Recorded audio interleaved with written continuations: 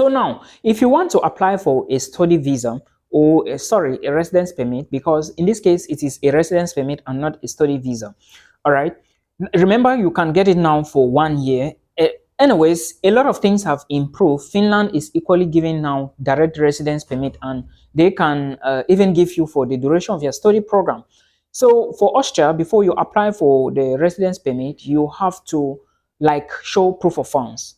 The Austrian government doesn't want liabilities. Therefore, you need to show that you have a lot of money to take care of yourself. And the proof of funds was 12,000 euros before. If you watch my previous videos, you are going to understand that I usually say and emphasize on 12,000 euros in your own personal bank account. You cannot put the money in somebody's account. The account must be yours. Your admissions letter must carry the same names as on your bank account. All right, like you have to print the bank statement and present to the embassy during the visa application or when you are going for face-to-face interview. And this is something you need to pay attention to. All right, other countries you may not need this method, but Austria you need it.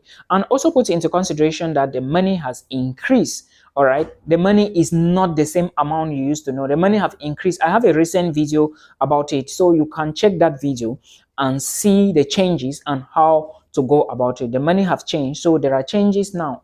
Inflation is affecting Europe. All right, so Austria is not left out. They want to make sure that before you come in their country, you have a lot of money, enough money to take care of yourself. All right, because yes, you are going to work, of course. You are going to find a job, of course. There are jobs, of course, but you need money to sustain yourself while you are in there, maybe for some few months. It depends. Grace is different. You can go in there and after 4 months, 5 months, you don't have a job. Meanwhile, someone who came 2 days ago, 3 days and get his documents already have a job. So like I said, grace is different. So you should check that. Now, proof of funds for Austria is not, like I told you, is money in your own bank account. A lot of people usually think that Austria equally is blocked account. No, Austria and Germany, they are almost the same thing.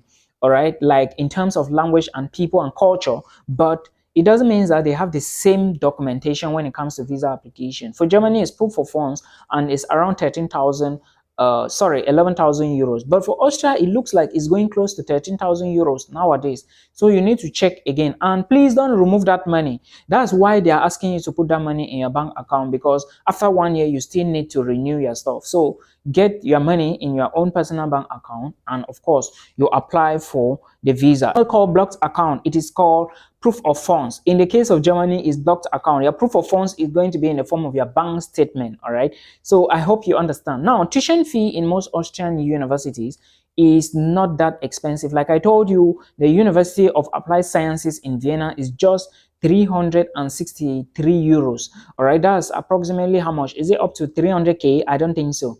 So even if it's up to 300k, it is still very cheap. So the only thing is usually admissions. If you can pull through and get the admissions, and of course your tuition fee you can pay. All right, so you should try to put all the money together when you are doing, like, try to put things together before you do the application. It is very important and very necessary. Other Austrian universities may be expensive or quite expensive, like private schools, because private schools are not owned by the government, therefore they have to be expensive. There are some other colleges that may be private as well, but their degree programs like MBA and business courses are usually very expensive.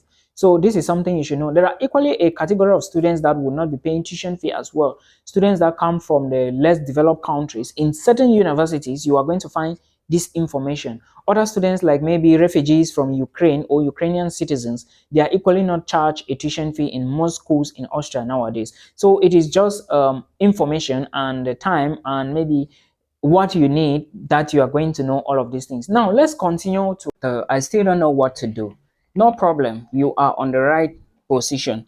So basically, I will be talking about if you get admissions already, if you already have an admissions offer and you are looking for possibilities to migrate, all right, come September, October, because that is when the semester is going to start, then there are 3 key things you need to get. All right, 3 things you need to do.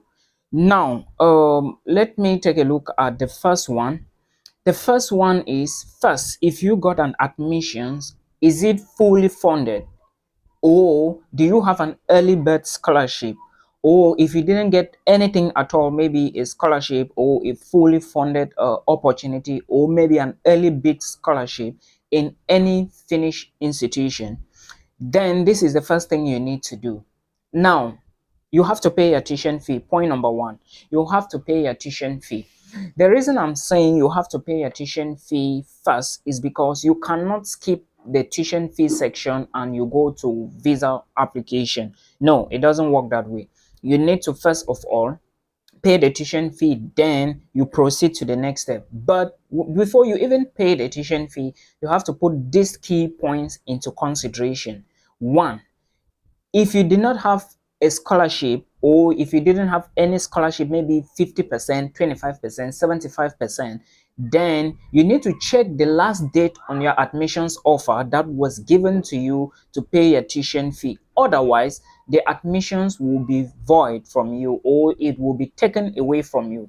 So check the date on your admissions offer, then you pay your tuition fee, because there is always date limit for you to pay in order to get your position steady. All right, I hope you understand.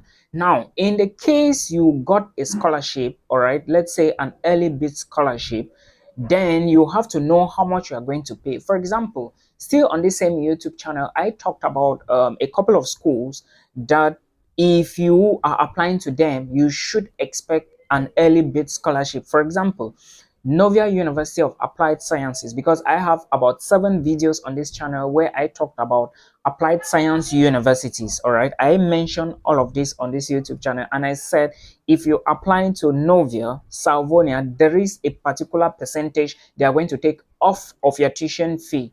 All right, and some of these applied science universities equally have let's say if you get your admissions offer, there is a particular date you need to get the admissions first of all, then you accept the admissions. Now, if you pay your tuition fee within this time frame, they are still going to remove some certain amount of your tuition fee. All right, Novia University is 8,000 euros. Now, if you get an early bid scholarship or a 50%, it means you are going to be paying 4,000. I think this should be the cheapest school that was available during the application stage. Because I'm saying was available, that means it was during the application stage.